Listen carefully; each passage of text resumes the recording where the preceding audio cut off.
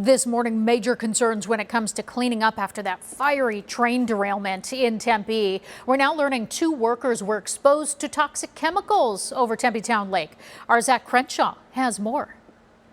When 10 train cars derailed, the historic bridge collapsed, and 3 tankers crashed to the ground, not a single person was injured. That changed during cleanup Friday. During that twisting of the cap and releasing is when the fluid was splashed onto the face. The fluid, cyclohexanone, a flammable liquid used to make paint thinner and nylon. The contractor was rushed to the hospital. He was able to see, was talking. Unfortunately, he has no lasting injuries, but the accident once again putting the spotlight on Union Pacific, which had a derailment and fire on these tracks in late June. The collapse this week, and ABC15 discovering 26 hazardous material incidents in Arizona over the past 5 years. In a statement, Union Pacific touted their quote 99% success rate without incident. Today's incident, by far the most serious in Arizona recently, as more than 500 gallons of the chemical have seeped into the ground. And the city of Tempe folks, as well as EPA and other partners, are working with them to do various sampling and have a sampling plan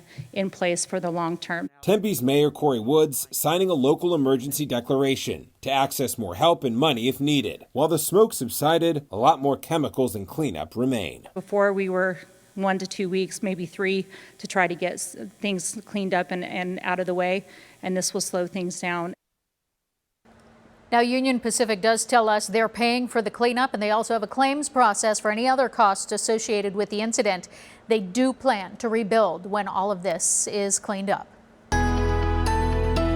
Let's get to that most accurate forecast on this first day of August. Our excessive heat warning does continue today everywhere that you see in pink, including the Valley, central, southern, and western Arizona, even areas of the Tonto Basin under a heat advisory for today. We'll stay dry here in the Valley, but we are watching some isolated thunderstorm chances north of the rim in areas like Flagstaff and Sedona, over the White Mountains and into the Show Low area afternoon through about 3 o'clock. And after about 6 o'clock, we could see an isolated thunderstorm pop up in Tucson and even Safford, but I don't think that kicks into the valley. Scorching hot temperatures out to our west today. Highest temperatures in the state, Lake Havasu City and Bullhead City, both coming close to 120 degrees today. Even Quartzsite at 115. It'll be 114 in Gila Bend, 111 in Casa Grande, 109 in Sedona, and 90s north of the rim. Here in the valley, our highs right around 113 across the central and eastern portion of the valley.